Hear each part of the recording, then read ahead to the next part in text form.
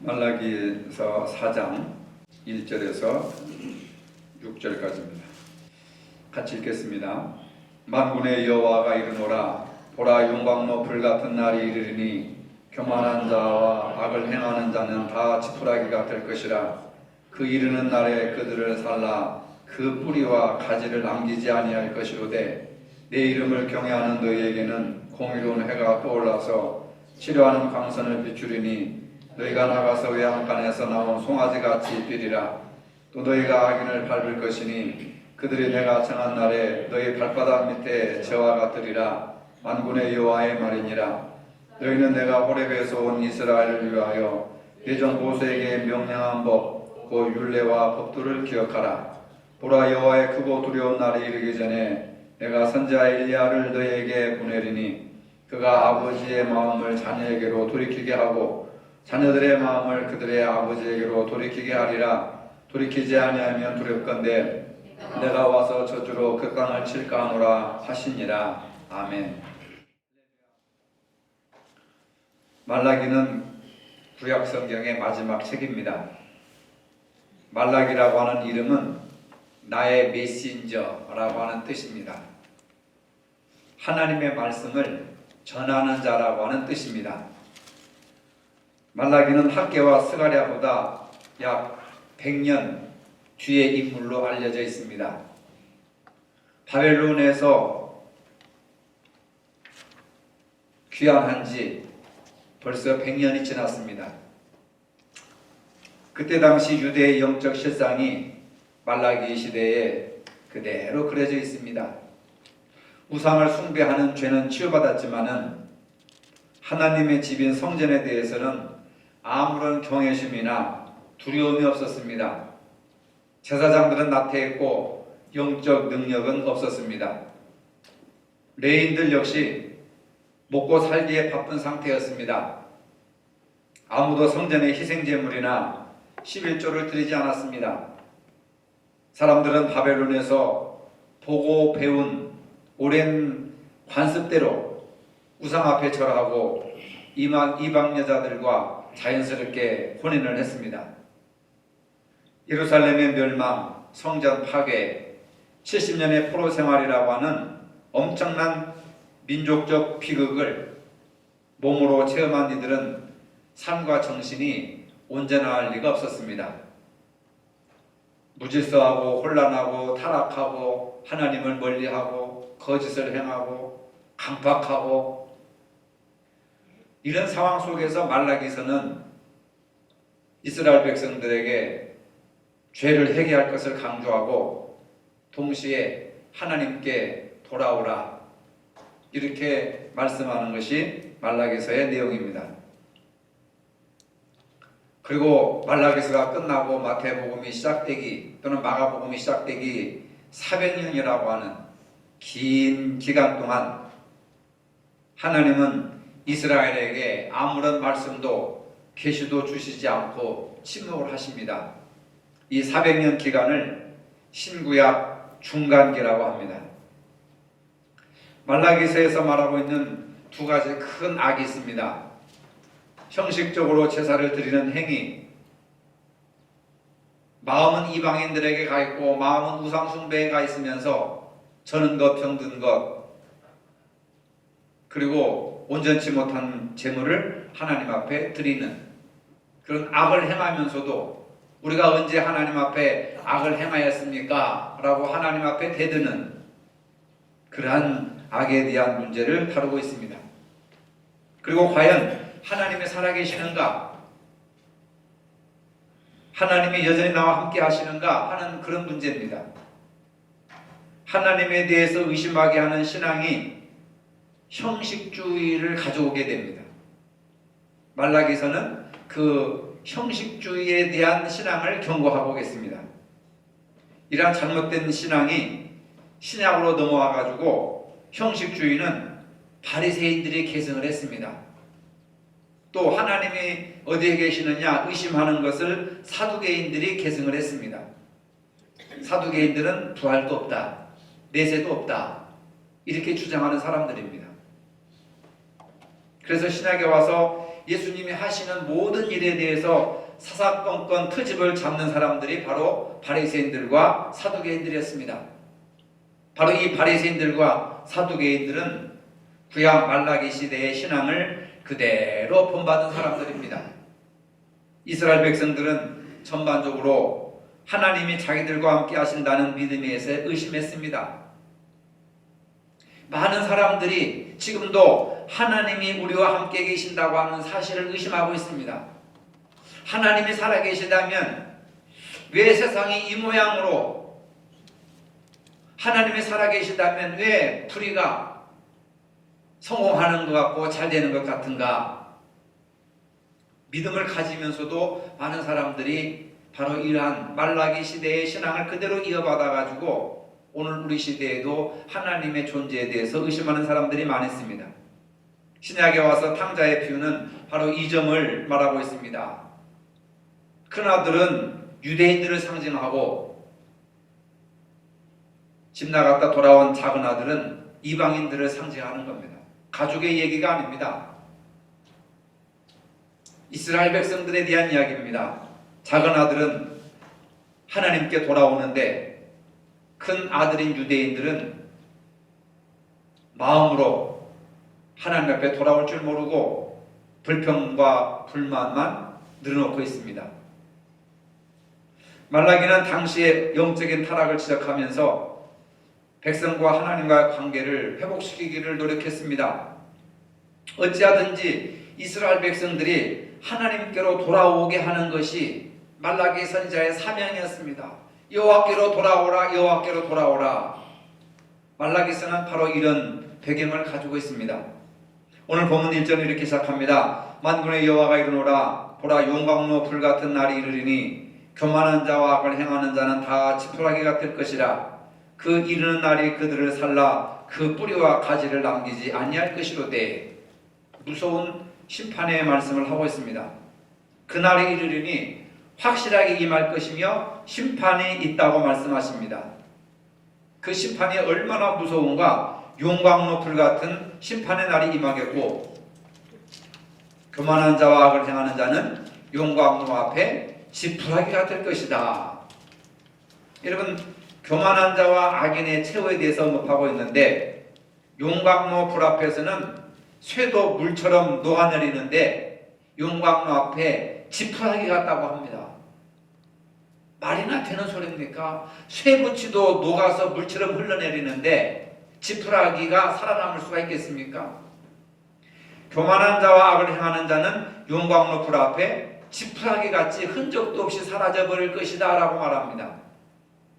말라기는 이러한 비유를 통해서 이스라엘 백성들에게 자발적으로 하나님께 돌아오라고 계속해서 외치고 있습니다. 1절을 보면은 하나님께서 정하신 그 날에 반드시 온다고 말합니다. 용광로 불같은 날이 이르리니 교만한 자와 악을 행하는 자는 다 지푸라기가 될 것이라. 1절 한 절에도 용광로 같은 날이 이르리니 하였고 그 이르는 날에 하였듯이 그 심판의 날이 두 번씩이나 한 절에 언급하고 있습니다. 말라기가 기록될 당시에는 종이가 없고 아주 귀한 양피지로 대신하였기 때문에 서기관들은 하나님의 말씀을 최대한 줄여서 썼습니다. 양피지 한 장이 양 한 마리 잡아가지고 껍질을 벗겨서 그 가죽 껍질을 기름을 다 빼고 마른 가죽 껍질에다가 붓으로 글씨를 써야 되니까 얼마나 그 양피지가 아깝고 그리고 가급적이면은 줄여서 쓰려고 하지 않겠습니까?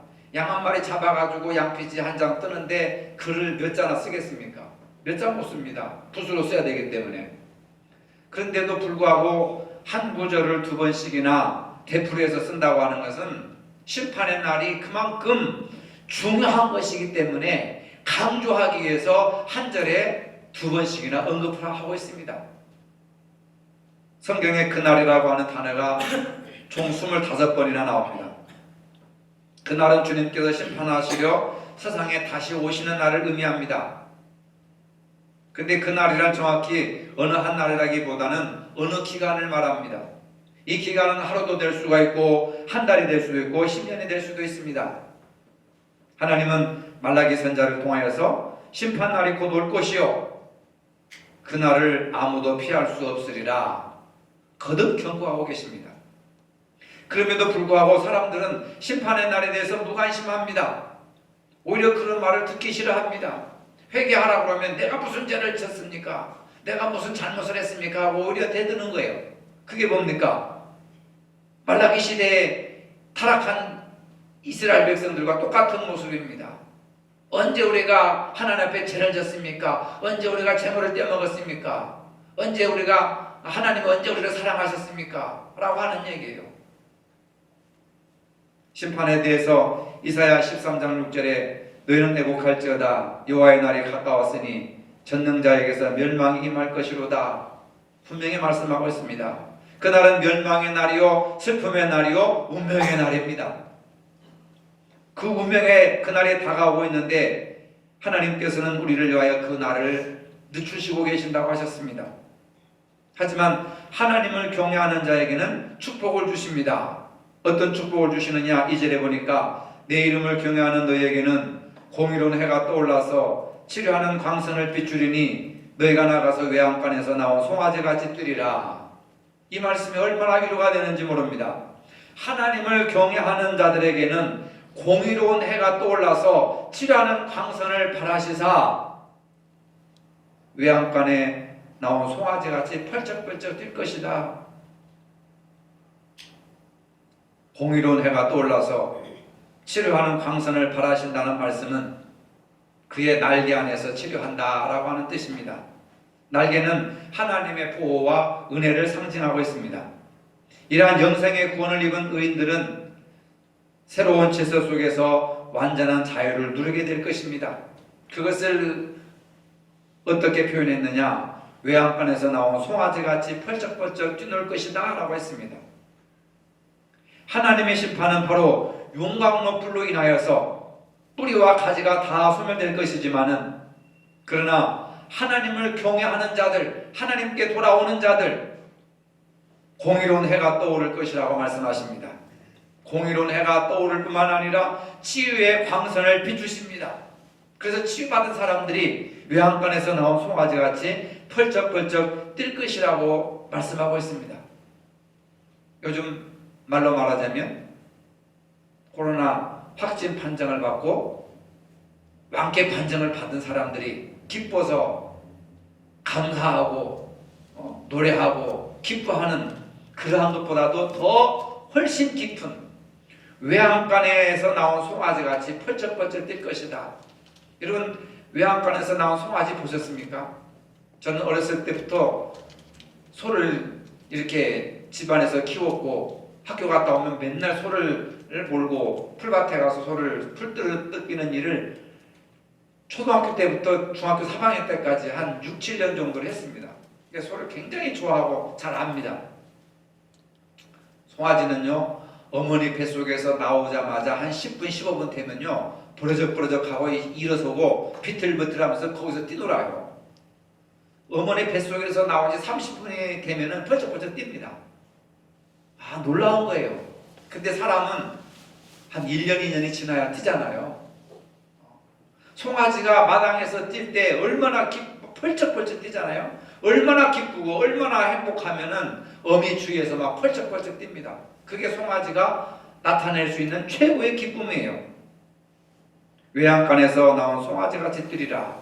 가장 기뻐하고 가장 자유로운 구원받은 인간의 모습을 이렇게 표현하고 있습니다. 이것보다 더 정확하게 표현할 길이 없습니다. 지금부터 3000년 전에 육체적으로 영적으로 문제들에서 치유받고 해결받고 해방받고 회복된 참된 자유자의 모습, 참된 자유로운 사람의 모습을 바로 이렇게 표현한 겁니다. 구원받은 백성들의 모습입니다. 구원이 뭡니까? 죄에서, 가난에서, 병에서, 죽음에서 자유를 얻는 것입니다. 구속함을 받는 것입니다. 우리 죄 때문에 예수님께서 십자가에 못 박혀 돌아가시고 그 죄사함으로 우리는 구원을 받았습니다. 자유자가 됐습니다. 이러한 구원의 그날이 반드시 올 것이라고 말라기서는 강조하고 있는 겁니다. 오늘 우리는 이 말씀을 믿고 실망하지 말고 좌절하지 말고 낙심하지 말고 믿음을 가지고 살아야 될 줄로 믿으시길 바랍니다. 경외하는 너희 공의로운 해 외양간의 송아지. 공의로운 너희라고 말하면서도 경외하는 너희 공의로운 해 치료하는 광선. 이게 얼마나 중요한 말씀입니까? 외양간에서 나온 송아지는 아직 새끼 송아지이기 때문에 콧뚜레를 깨지 않습니다. 어미를 따라 외양간을 나오면서 펄쩍펄쩍 뜁니다. 구원의 기쁨이 얼마나 큰지 펄쩍펄쩍 뛰는 것을 상징합니다. 하나님은 교만한 자와 악한 자들을 징벌하시지만 의로운 자들에게 바로 이와 같은 축복을 내려주신다고 말라기서는 분명하게 말씀하고 있습니다. 3절에 보니까 또 너희가 악인을 밟을 것이니 그들이 나의 정한 날에 너희 발바닥 밑에 재와 같으리라 만군의 여호와의 말이니라. 하나님께서는 의인을 축복하시고 교만하고 악한 자들을 징벌하시되 발바닥 밑에 재같이 되게 하시겠다 말씀하십니다. 아무리 강한 물건이라도 불에 타고 나면 바람에 흩날리는 재와 같습니다. 아무리 강하고 튼튼한 건물이라 할지라도 불에 타고 나면 발밑에 깔리는 한 줌의 재가 되고 맙니다. 우리 인간 육신도 죽고 나면 한 줌의 재가 되고 맙니다. 그날에는 지금 하나님 앞에서 교만하게 행하는 자들, 악을 행하는 자들 모두 불에 타서 바람에 흩날리는 재, 한 줌의 재와 같이 흩날려 버릴 것이다 라고 말씀하고 있습니다. 근데 우리는 이렇게 생각합니다. 예수도 잘 안 믿는 자들에게 왜 저렇게 행복하게 살고 있습니까? 교회도 안 다니는 저 집은 왜 사업도 잘 되고 애들도 다 잘 되고 있습니까? 각종 예배를 적극적으로 참여하면서 하나님 앞에 열심히 봉사하고 헌신하고 충성하는데 왜 우리 집안은 이 모양 이 꼴입니까? 그렇게 원망하고 불평할 수가 있습니다. 그러나 오늘 말라기 4장의 버전으로 이렇게 하나님 말씀하십니다. 두려워하지 말아라, 불평하지 말아라, 염려하지 말아라. 내가 정한 그날에 그들을 용광로 불꽃으로 태울 것이다. 그들은 재같이 밟힐 것이니라. 그러므로 우리는 두려워하지 말고 불평하지 말고 오직 하나님의 말씀을 전신갑주로 삼아서 믿음으로 살아가는 방법밖에 달리 방법이 없습니다. 4절입니다. 너희는 내가 호렙에서 온 이스라엘을 위하여 내 종 모세에게 명령한 법 곧 율례와 법도를 기억하라. 어떻게 살아야 될지, 우리가 어디에다 희망을 둬야 될지 4절에서 분명히 말씀하고 있습니다. 악한 자가 잘 되는 것에 신경 쓰지 말고 말씀을 기억하며 살라고 하십니다. 다른 표로 하면은 이미 주어진 하나님의 말씀을 배우고 익히며 지키라는 말씀입니다. 하나님의 말씀은 변하지 않습니다. 하나님의 뜻은 바뀌지 않습니다.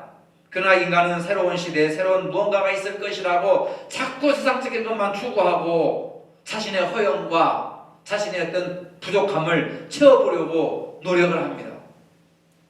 좋은 물건을 구입함으로써, 좋은 집을 구입함으로써, 좋은 차를 구입함으로써 허영을, 이 허기진 마음을 채워보려고 하는 거예요.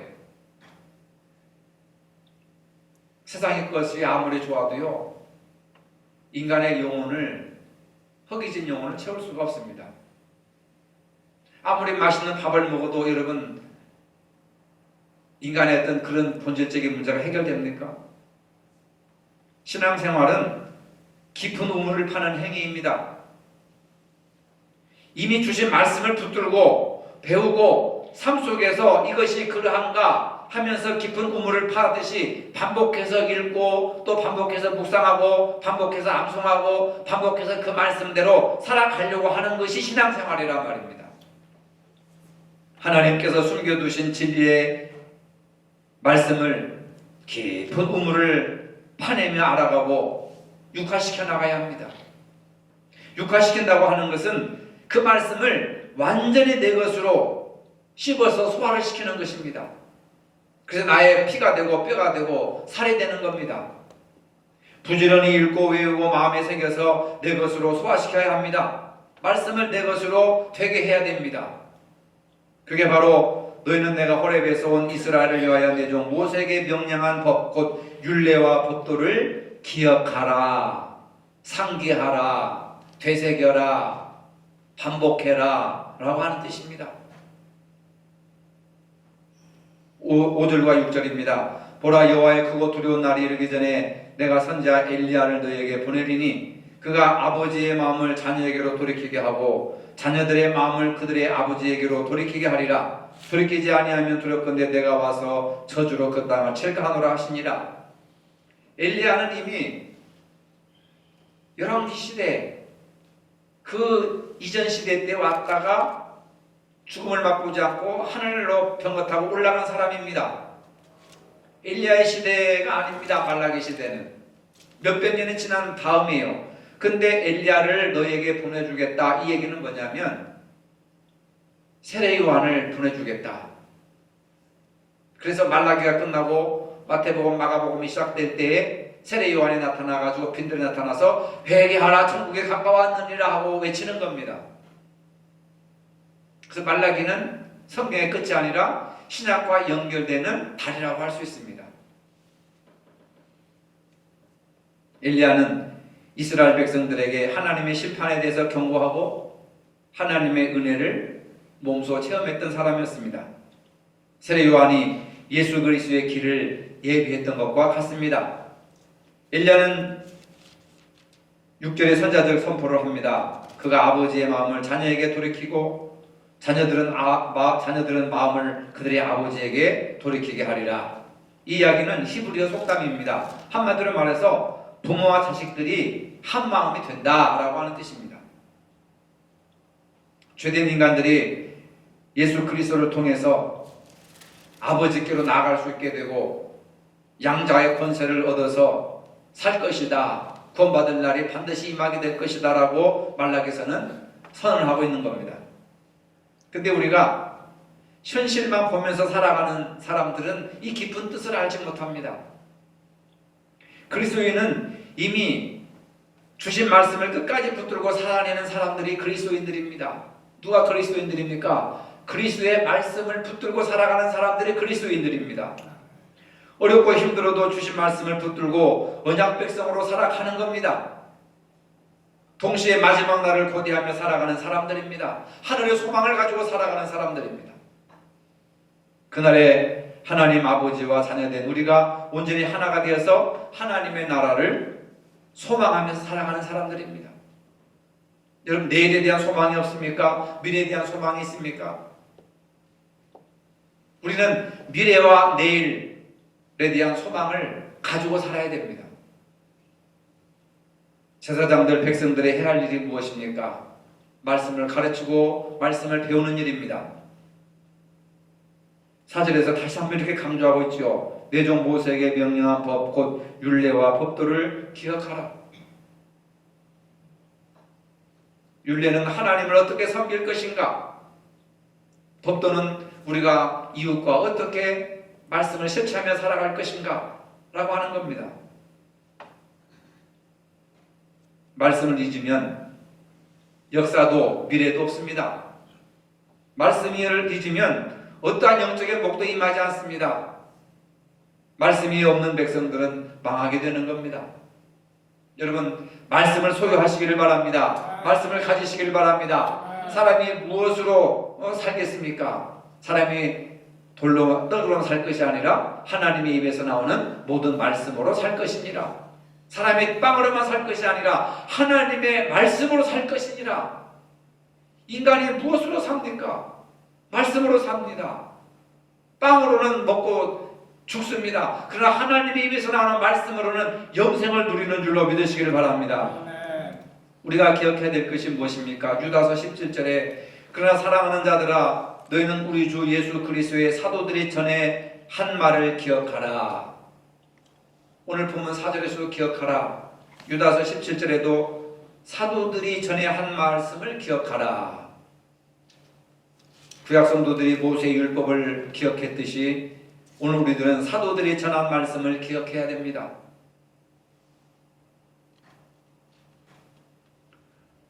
(5절 6절을) 다시 보면은 참 무서운 말씀을 합니다. 마지막 절에 보면 돌이키지 아니하면 두렵건대 내가 와서 저주로 그 땅을 칠까 하노라. 참 무서운 말씀을 하십니다. 하나님께서 말라기에서 4장을 마감하시면서 구약을 마감하시면서 하시는 말씀이 축복이 아니라 저주입니다. 돌이키지 아니하면 저주를 받을 것이니라. 이게 하나님의 본심이고 하나님의 마음이 들어있습니다. 그래서 사도 요한, 세례 요한이나 예수님이 하신 말씀이 회개하라는 거예요. 무엇을 회개하라는 겁니까? 말라기 시대 때부터 400년 동안 이스라엘 백성들이 하나님께 돌아오지 않고 하나님께 마음을 돌이키지 않은 것에 대해서 회개하라. 그러면 신약이 시작되는 거예요. 예수님의 시대가 시작되는 겁니다.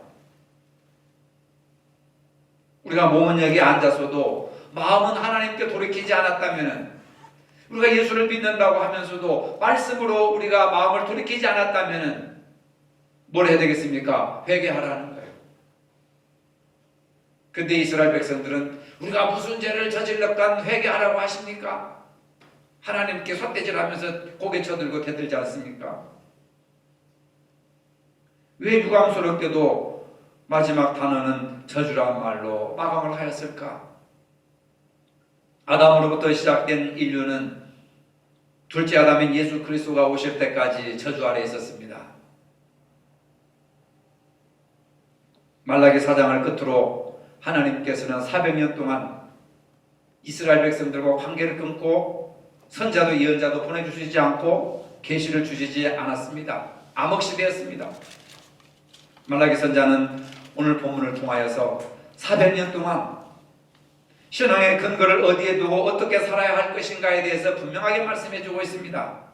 그러면서 세례 요한의 등장까지 모세의 율법을 따라 살아야 한다고 말씀하고 있습니다. 하나님의 계시를 잃었을 때 우리는 무엇을 찾아야 됩니까? 여러분, 오늘 이 현실 속에서 하나님의 계시를 여러분들이 발견할 수 있습니까? 하나님의 계시를 찾을 수 있습니까? 많은 사람들이 두려워하고 혼란스러워하고 무서워하고 염려하고 걱정하고 증오하고 원수를 맺고 싸우고 파당을 짓고 하나님의 계시를 잃어버린 이 캄캄한 현실 속에서 우리가 무엇을 찾아야 됩니까? 바로 하나님의 말씀입니다. 미래가 불안할 때 무엇을 찾아야 됩니까? 하나님의 말씀입니다. 염려와 걱정이 찾아올 때 무엇을 해야 됩니까? 하나님의 말씀으로 돌아와야 됩니다. 하나님의 뜻을 알기 위해서 하나님의 말씀으로 돌아가야 합니다. 하나님을 잘 믿기 위해서는 말씀을 잘 알아야 됩니다. 말씀은 내 발의 등이요 내 길의 빛이라라고 다윗은 선언하고 있습니다. 내가 힘이 있고 용기가 있고 왕권이 있고 능력이 있지만은 다윗은 내가 가진 모든 것들이 아무것도 아니구나. 오직 하나님의 말씀만이 내 발의 등이요 내 길의 빛이니다. 현재의 일을 비추는 것도 하나님의 말씀이요 장래 먼 미래의 길을 열어주시는 것도 하나님의 말씀이구나 하고 하나님의 말씀 따라 다윗이 믿음으로 걸어갔다 그 말입니다. 그리고 말라기서는 메시아에 대한 소망을 가지고 살아라.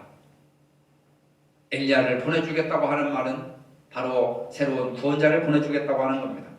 참혹한 현실 속에서 실망하지 말고 구원자인 예수님을 기다리며 소망을 가져야 합니다. 특별히 말라기는 예수님보다 먼저 온 세례 요한이 올 것을 말하고 있습니다. 우리는 본문을 통해서 의인과 악인 사이에 다른 운명이 기다리고 있는 겁니다. 마지막 날에 악인은 소멸하고 의인은 영원한 승리와 구원에 이르게 된다고 분명하게 말씀하고 있습니다. 코로나 바이러스가 온 세계에 창궐하고 있습니다. 중세시대 때 유럽의 패스트가 창궐하여서 약 1억 명이 사망했던 기록이 있습니다. 우리나라에도 약 180년 전에 호열자라고 해서 그때 약 10만 명이 사망한 시대가 있었습니다. 토지라고 하는 그 소설에 보면 아주 온 동네에 다 죽어버리는 사람들. 그게 역사적인 사건입니다. 10만 명이 죽었습니다. 180년 전에. 그 10만 명이 죽을 때 왕은 서강이라고 하는 강에 나가서 제사를 드립니다. 무당들을 데려다가 토닥거리를 합니다. 얼마나 비과학적이고 얼마나 미신적인 행동을 했습니까? 시대가 어두울수록 하나님의 말씀을 따라 살아야 됩니다. 불안하고 두려울수록 말씀을 바라봐야 합니다. 그 말씀을 주야로 묵상하며 순종하며 살아야 됩니다. 말라기 선자는 오늘 우리에게 이렇게 말씀하십니다. 내 이름을 경외하는 너희에게는 공의로운 해가 떠올라서 치료하는 광선을 비추리니 너희가 나가서 외양간에서 나온 송아지같이 뛰리라. 우리 모두 승리에 대한 확신을 가지시길 바랍니다. 더욱더 하나님께 가까이 나가시길 바랍니다.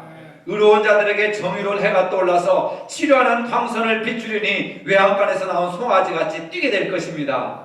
이것이 말라기를 통해서 우리에게 주신 하나님의 말씀이심을 믿으시기를 바랍니다.